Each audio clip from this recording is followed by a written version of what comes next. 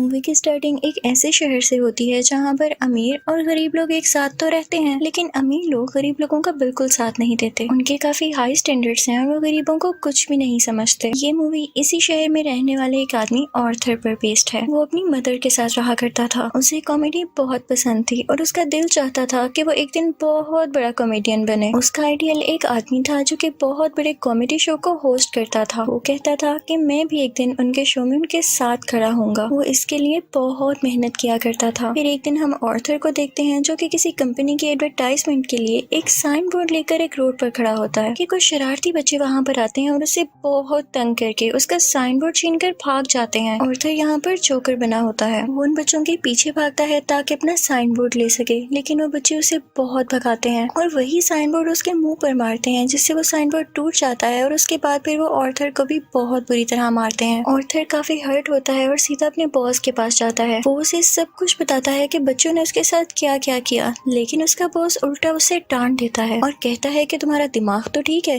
बच्चे ऐसी हरकत कैसे कर सकते हैं। बॉस उससे कहता है कि मैं तुम्हें तुम्हारी सैलरी भी नहीं दूंगा। ऑर्थर में कॉन्फिडेंस की बहुत कमी होती है, इसलिए वो यहाँ पर खुद के बारे में कुछ बोल ही नहीं पाता। वो वहाँ से काफी उदास होकर बाहर आ जाता है और सोचता है कि क्या मैं इतना बुरा हूँ कि कोई भी मेरी बात का यकीन ही नहीं करता। वो अपने घर आता है और डांस करने लगता है। यहाँ पे हम देखते हैं कि उसकी बॉडी काफी वीक होती है। अगले दिन ऑर्थर अपने कोलीग से मिलता है और उसे उन बच्चों के बारे में बताता है। उसका कोलीग उसे कहता है कि ये तो बहुत गलत हुआ, तुम्हें अपनी हिफाजत करनी चाहिए थी यार। और इसी के साथ वो उसे गन देता है और कहता है कि इसे अपने पास रख लो, ये मुश्किल वक्त में तुम्हारे काम आएगी। ऑर्थर ये लेने से इनकार करता है, लेकिन वो आदमी जबरदस्ती उसे गन दे देता है और फिर ऑर्थर अपने घर के लिए निकल पड़ता है। वो बस में होता है तो उसके सामने एक बच्चा भी बैठा होता है। वो उसे हंसाने की कोशिश करने लगता है और वो बच्चा जोर जोर से हंसने लगता है, जिस पर उस बच्चे की मदर को गुस्सा आ जाता है और वो ऑर्थर से कहती है कि हटो, परेशान मत करो हमें। लेकिन इस बात पर ऑर्थर हंसने लगता है। इनफैक्ट हमें बताया जाता है कि ऑर्थर को कोई सीरियस साइकोलॉजिकल इशू होता है और वो अपनी हंसी को कंट्रोल ही नहीं कर पाता। उसे कहीं पर भी हंसी आ जाती है। वो बस में बैठी हुई उस लेडी को एक कार्ड देता है जिसमें उसकी डिजीज के बारे में सब कुछ लिखा होता है। वो घर आता है और अपनी मेडिसिन लेने लगता है। इनफैक्ट वो गरीब था और ये दवाई बहुत एक्सपेंसिव थी, तो वो गवर्नमेंट के बनाए गए मेडिकल सेंटर से ये दवाई फ्री लेता था। वो एक दिन अपनी साइकियाट्रिस्ट के पास जाता है। वो उसे कहती है कि मुझे अपनी डायरी दिखाओ कि तुम क्या क्या लिखते रहे हो। जैसे ही वो उसकी डायरी खोलती है, उसमें ये लिखा होता है कि मैं उस तरह नहीं मरना चाहता जिस तरह बुरी तरह से मैंने जिंदगी गुजारी है। फिर ऑर्थर वहाँ से अपने घर जाता है तो उसकी मदर उससे पूछती है कि क्या थॉमस की तरफ से कोई लेटर आया, तो ऑर्थर कहता है कि नहीं, आज भी नहीं। इनफैक्ट थॉमस इस मूवी में बहुत ज्यादा रिच बिजनेसमैन दिखाया गया है और लोग उससे बहुत डरते हैं। उसकी माँ उसे कहती है कि अगर उसको हमारी हालत के बारे में पता चलेगा तो वो हमारी हेल्प जरूर करेगा। अगले दिन जब वो बाहर जाता है तो वापसी पर आते हुए रास्ते में उसे एक सिंगल मदर मिलती है जिसके साथ एक छोटी सी बेटी भी होती है। वो ऑर्थर को काफी अच्छी लगने लगती है, लेकिन वो अपने घर आ जाता है। यहाँ उसकी मदर उससे फिर उसी लेटर के बारे में पूछती है तो ऑर्थर कहता है आपका क्या लेना देना है उससे, वो हमारी मदद नहीं करेगा। अगले दिन हम देखते हैं कि वो सिंगल लड़की ऑर्थर के घर पर आती है। वो उससे कहती है कि मैं कुछ टाइम से नोट कर रही हूँ कि तुम मेरा पीछा कर रहे हो, जिस पर ऑर्थर उसे कहता है कि हाँ, मुझे तुम अच्छी लगी हो। तो इस पर वो लड़की हंसने लगती है और जल्दी उन दोनों में दोस्ती हो जाती है। ऑर्थर को एक और जगह से जोकर की ऑफर आती है। वो एक चिल्ड्रन हॉस्पिटल होता है और जब ऑर्थर वहाँ पर जाकर डांस कर रहा होता है तो उसकी पॉकेट से वही गन बाहर आकर गिरती है। सब बच्चे डर जाते हैं और स्टाफ हैरान होता है कि इसके पास गन क्या कर रही है। ये बात फैलती है और उसे इस जॉब से भी निकाल दिया जाता है। वो अपने बॉस को कॉल करता है कि ये तो सिर्फ एक टॉय गन है, तो उसका बॉस उसे कहता है कि झूठ मत बोलो, मुझे तुम्हारे कोलीग ने सब कुछ बता दिया है कि तुमने खुद उससे गन ली। यहाँ पर ऑर्थर का दिल दोबारा से बहुत दुखता है कि उसके कोलीग ने तो उसे जबरदस्ती ये गन दी थी। फिर हम देखते हैं कि ऑर्थर ट्रेन में घर जा रहा होता है और वहाँ पर 3 बिजनेसमैन भी होते हैं जो कि थॉमस वेन के ही आदमी थे। वो ट्रेन में बैठी हुई एक लड़की को छेड़ रहे होते हैं।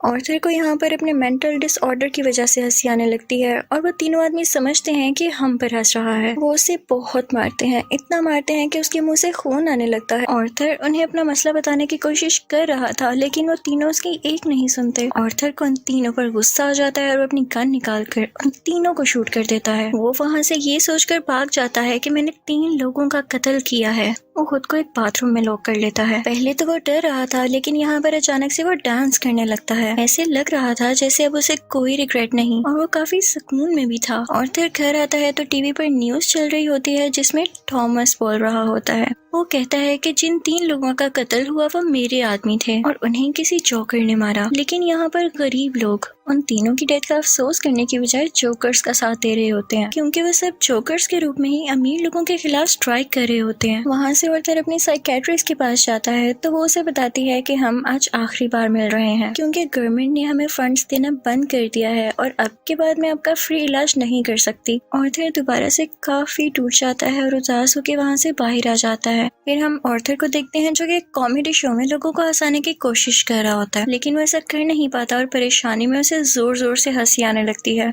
इस वजह से उसका शो खराब हो जाता है और वो घर आ जाता है। घर आने पर उसकी मॉम उसे कहती है कि बेटा ये लेटर थॉमस के लिए पोस्ट कर दो। ऑर्थर जब ये पढ़ता है तो उसे अपनी आंखों पर यकीन ही नहीं आता। वो अपनी मदर के पास जाता है और कहता है आपने मुझसे सब कुछ क्यों छुपाया। उसकी माँ उसे बताती है कि बेटा मैंने ये जानकर नहीं किया। इनफैक्ट थॉमस और मैं एक दूसरे को पसंद करते थे और इवन शादी भी करना चाहते थे, लेकिन मैं बहुत गरीब थी और वो बहुत अमीर, तो हम सोसाइटी की वजह से शादी नहीं कर सके। ऑर्थर अपने बाप से मिलने के लिए निकल पड़ता है। जब वो वहाँ पर पहुँचता है तो उसके घर के गेट के पीछे थॉमस का अपना बेटा खड़ा होता है। ऑर्थर उसके सामने बच्चों जैसी हरकतें करने लगता है और उसे भी हंसाने की कोशिश करता है, लेकिन तभी वहाँ पर थॉमस का बटलर आ जाता है। वो उस बच्चे से कहता है कि स्ट्रेंजर से बात नहीं करते और ऑर्थर को वहाँ से जाने के लिए कहता है। ऑर्थर उससे कहता है कि मैं सच्चाई से पर्दा हटा कर ही जाऊंगा। मेरी माँ ने थॉमस के यहाँ 30 साल काम किया और वो दोनों एक दूसरे को पसंद भी करते थे और मैं किसी और का नहीं थॉमस का ही बेटा हूँ। जिस पर बटलर उसे कहता है कि तुम भी पागल हो और तुम्हारी माँ भी पागल है। उसने ये स्टोरी अपने पास से बनाई है, उसका थॉमस से कोई लेना देना नहीं है। ये सुनकर ऑर्थर को काफी बुरा लगता है और वो वहाँ से चला जाता है। ऑर्थर जब घर जाता है तो उसे पता चलता है उसकी मॉम को कोई अटैक हुआ है और उन्हें हॉस्पिटल शिफ्ट किया जाता है। ऑर्थर जब बाहर बैठा होता है तो उसके पास 2 पुलिस ऑफिसर्स आते हैं। वो उससे पूछते हैं कि ट्रेन में उस दिन जो 3 आदमी मरे, क्या तुम उनको जानते हो? तो ऑर्थर आगे से कहता है नहीं, मुझे क्या पता होगा। उसे पता चलता है कि इन पुलिस ऑफिसर्स ने उसकी माँ से भी सेम क्वेश्चन किया था, जिसकी वजह से उसकी मॉम को अटैक हुआ। वो अंदर अपनी माँ के पास आ जाता है और वहीं पर वो सिंगल मदर भी होती है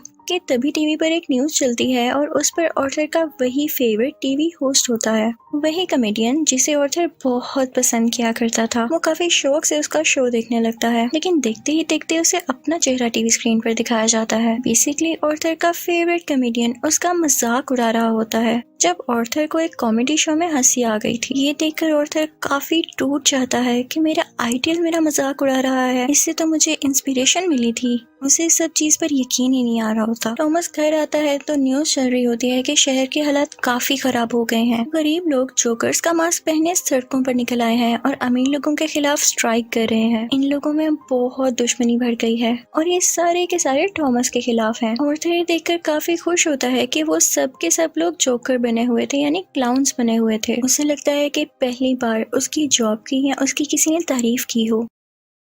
अब जहाँ पर वो गरीब लोग स्ट्राइक कर रहे थे वो एक थिएटर था। उस थिएटर के अंदर अमीर लोग एक मूवी देख रहे थे और वहाँ पर थॉमस भी था। उस स्ट्राइक को रोकने के लिए पुलिस वहाँ पर आ जाती है और उन्हें मना करती है। हर तरफ हलचल मच जाती है और इस चीज का फायदा उठाते हुए ऑर्थर उस थिएटर के अंदर चला जाता है। वो थिएटर के वॉशरूम में जाता है जहाँ पर थॉमस भी आया था।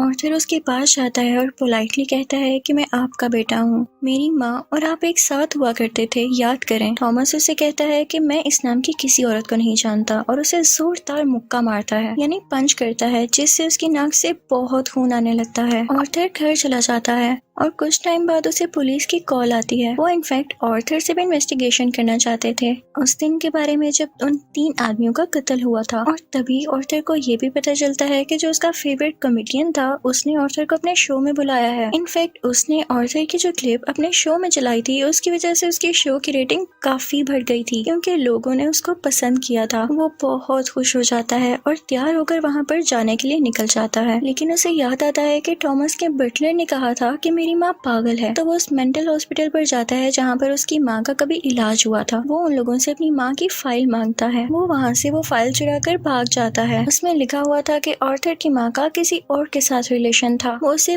बहुत ज्यादा फिजिकली अब्यूज किया करता था, मारा करता था। और इसी दौरान आर्थर के सर पर भी चोट आई थी, जिसकी वजह से वो आज इस डिजीज का शिकार है। वो वहाँ से सीधा अपनी दोस्त यानी उसी सिंगल मदर के पास जाता है, लेकिन हमें यहाँ पर पता चलता है कि वो तो थी ही नहीं। वो असल में सिर्फ और सिर्फ उसकी इमेजिनेशन में थी और उसको उसके विजन्स आया करते थे। आर्थर अपने माँ की चोट की वजह से काफी परेशान होता है। वो हॉस्पिटल जाता है और पिलो से अपनी माँ को मार देता है। घर आकर देखता है तो उसे एक पिक्चर मिलती है जिसके पीछे लिखा हुआ था कि मुझे तुम्हारी स्माइल बहुत पसंद है, जो कि थॉमस ने लिखा था और ये पिक्चर उसकी मदर की थी। यहाँ उसे एहसास होता है कि उसकी माँ झूठ नहीं बोल रही थी। वो अपना जोकर का मेकअप करने लगता है और यहाँ पर वो काफी दुखी होता है और उसे कुछ समझ नहीं आ रहा होता कि उसके आसपास क्या हो रहा है। तभी वहाँ पर उसका वही कोलीग आ जाता है और वो कहता है कि जो उस दिन ट्रेन में 3 कत्ल हुए और रिसेंटली तुम्हारी माँ का भी कत्ल हुआ, मैं उसके बारे में कुछ पूछना चाहता हूँ। आर्थर को लगता है कि ये लोग फिर से मेरा जीना हराम करने आए हैं और वो यहाँ पर अपने कोलीग को बुरी तरह से मार देता है। अब इसके बाद आर्थर तैयार होता है और अपने जोकर का फुल कॉस्ट्यूम पहन लेता है। वो अब अपने फेवरेट कॉमेडियन के शो में जाने की तैयारी कर रहा था। वो बहुत खुश होता है और रास्ते में डांस करता हुआ जा रहा होता है। वहीं पर वो दोनों पुलिस ऑफिसर्स भी आ जाते हैं जो उससे ट्रेन में हुए हादसे के बारे में इन्वेस्टिगेशन कर रहे थे। पर आर्थर वहाँ से भाग आता है और भागते भागते एक ट्रेन में घुस आता है। उस ट्रेन में और भी बहुत सारे लोग ऐसे थे जिन्होंने जोकर का कॉस्ट्यूम पहना था। पुलिस इतने सारे लोगों में उसको ढूंढ ही नहीं पाती, तो इसी बात का फायदा उठाते हुए वहाँ से बाहर आ जाता है और अपने फेवरेट कॉमेडियन के शो की तरफ जाता है। वो जब उसके सामने जाता है तो वो उससे पूछता है कि क्या तुम भी जोकर बने हो, क्या तुम भी अमीरों के खिलाफ प्रोटेस्ट कर रहे हो। आर्थर उससे रिक्वेस्ट करता है कि आप लोगों को मेरे बारे में कुछ न बताइएगा सिवाय इसके कि मैं एक ऑर्डिनरी जोकर हूँ।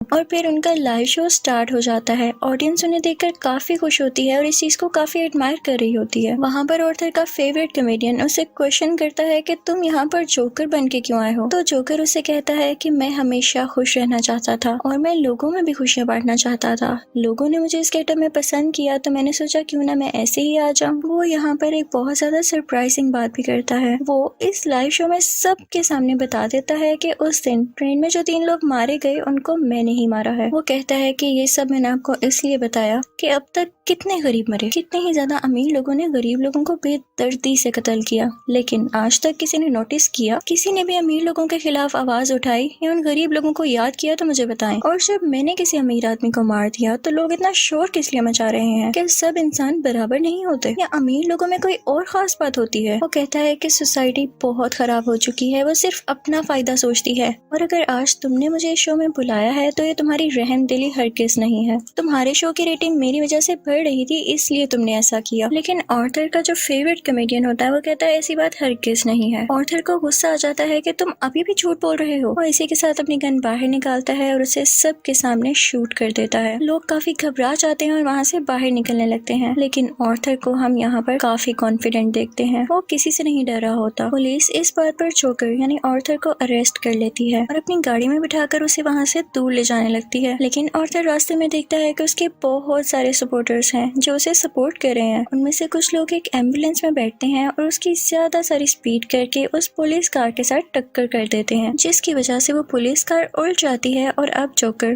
बाहर आ गया था। वो उन सब लोगों में शामिल हो जाता है और उसी कार के ऊपर आकर खड़ा हो जाता है। सब लोग उसे यहाँ पर देख पा रहे थे और उसे चीयर कर रहे थे। उसके मुंह और नाक से काफी खून आ रहा था, लेकिन वो उसी खून से अपनी स्माइल बना लेता है और हाथ फैलाकर जोर जोर से हंसने लगता है। ये इनफैक्ट एक ऐसी स्माइल थी जिसके पीछे गम, तकलीफ और दुख छुपा हुआ था। वो अब उन सब लोगों का हीरो बन चुका था और वो यहाँ पे काफी खुश था कि लोग फाइनली अब उसे तारीफ कर रहे थे, उसे अप्रिशिएट कर रहे थे। दूसरी तरफ हम थॉमस को देखते हैं जो कि अपनी प्रेजेंट वाइफ और अपने बेटे के साथ ये शहर छोड़कर जा रहा होता है, लेकिन तभी साइड पे खड़ा एक जोकर उन लोगों को शूट कर देता है, लेकिन वो उनके बेटे को कुछ नहीं कहता। फिर सीन चेंज होता है और हमें आर्थर यानी जोकर एक साइकियाट्रिस्ट के पास दिखाया जाता है। वो वहाँ पर भी हंस रहा होता है। तो वो साइकेट्रिस्ट उससे कहती है कि तुम बिला वजह क्यों हंसते रहते हो। तो आर्थर उससे कहता है कि आप इस फीलिंग को कभी नहीं समझ पाएंगी, और ये कहकर वो वहाँ से बाहर आ जाता है। उसके जूतों के नीचे खून लगा हुआ था, जिससे ये जाहिर होता है कि एक अच्छा इंसान